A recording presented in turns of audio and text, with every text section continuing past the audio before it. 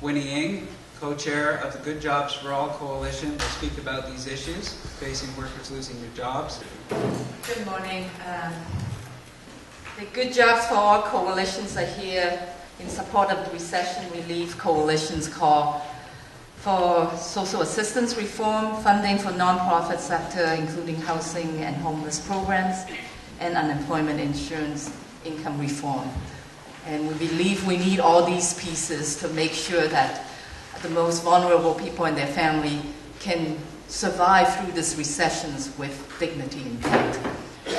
The Good Jobs for All coalitions, it's a broad-based coalition formed and endorsed by 39 organizations from labor, community, youth, environmental groups. We came together a year ago in June in responding to these recessions and saying, this is the gigantic recessions and we need a huge and a different way of movement building and solidarity building. So we had over 1,000 people that attended the summit last November. Coming out from that summit, one of the key campaigns and the key focus that we've been doing is focusing on fixing EI. And that has been our key campaign since January. If we look at the last two recessions, in the 1980s and the 1990s, over 80% of unemployed workers receive employment insurance. For this recessions that we're in right now, at this point, across Canada, only 43% of unemployed Canadian workers receive EI. So you can see that's dramatically reduced. And in Ontario, that number has shrunk even more. In Ontario, less than 1/3 of unemployed workers receive employment insurance. And what the government has done is accumulating over $57 billion surplus, which now they have on the backs of working people. These $57 billion, they are claiming it as part of the general revenue base. When the government actually since 1989 has not put in one more cent into the EI fund. The EI contributions had come from workers and the employers. And the shrinking, the raising of the bar, the eligibility criteria has impacted adversely on young workers, workers who are coming into the workforce first time, women workers, and new Canadians, racialized workers, because they still, at this point, they still require 910 hours to be eligible to apply for EI if you are a first-time new entrants or re-entrants. And for re-entrants, it's referring to those who have been out of work for 52 weeks, over a year. And a lot of women who carries the burden of doing family caregiving end up a lot of times taking extra time to do the caregiving, and so they will still require 910 hours. For new Canadians, newcomers, they will need 910 hours. 910 hours is 6 months full-time.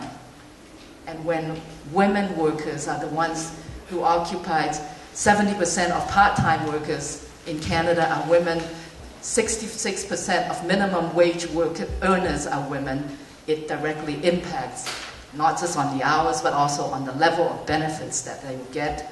And so we actually now, working with a lot of layoff workers are saying 55%, do I pay rent or do I put food on the table? And in fact, the cost of living since last year has gone up. We now have workers who have exhausted EI, those who are lucky to get it, are now borrowing from credit cards, Visa, to pay for the mortgage. And because in a way the house is what they can show as all these years of labor. It's that shelter for their family. So they're borrowing from credit cards to pay for that mortgage. They're borrowing from Money Mart at 20% interest just to survive. And you tell me how long can folks last? We have workers who can't afford to pay rent now, ending up having to move back with their relatives or even with their parents. So it's a family of 5 living in one single room. It takes away people's humility and the dignity too. And on the other hand, we also have workers saying, I've been out there looking. We have workers who have gone to 40 temp agencies and yet to find even a temp job offer.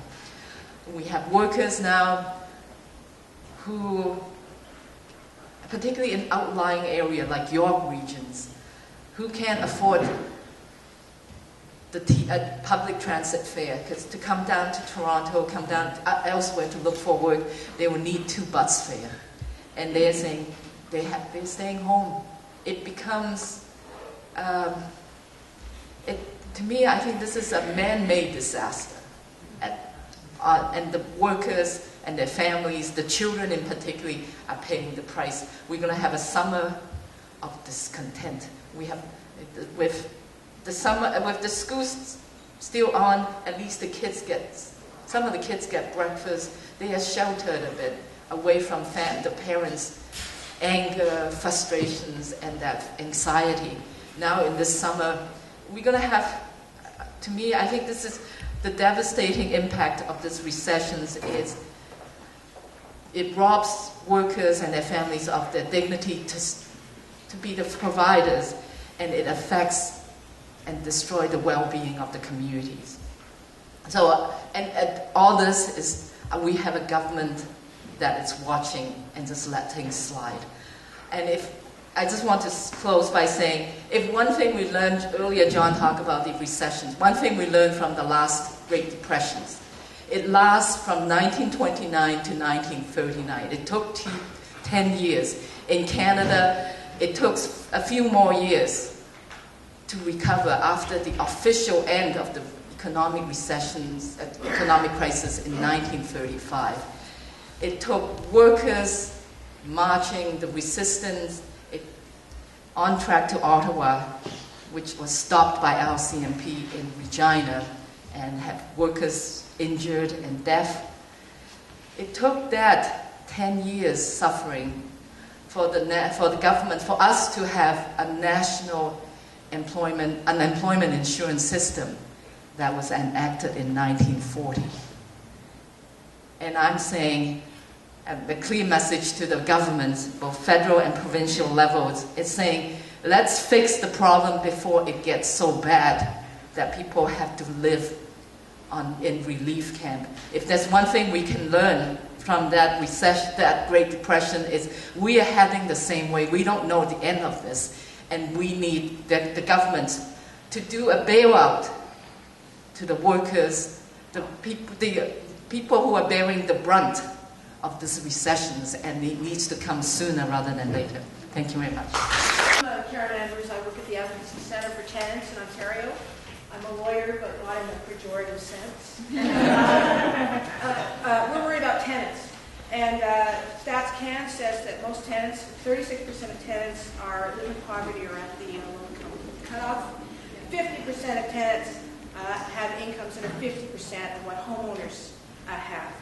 And so what we're anticipating is that the tenant community does not have the RSPs to cash.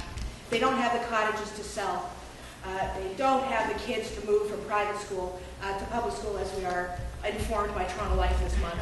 And so we are very worried, and we foresee more evictions as dirty and dire as in the 30s. One of the programs that ideas that we've put forward with a group of with another coalition is a new housing benefit in Ontario that would pay about $100 for an individual, whether on social assistance or not, as long as they're low income, and about $115 for a family, depending on what their rent and income is. And that's something that we think could be a very important tool during a recession to help people through that period when their income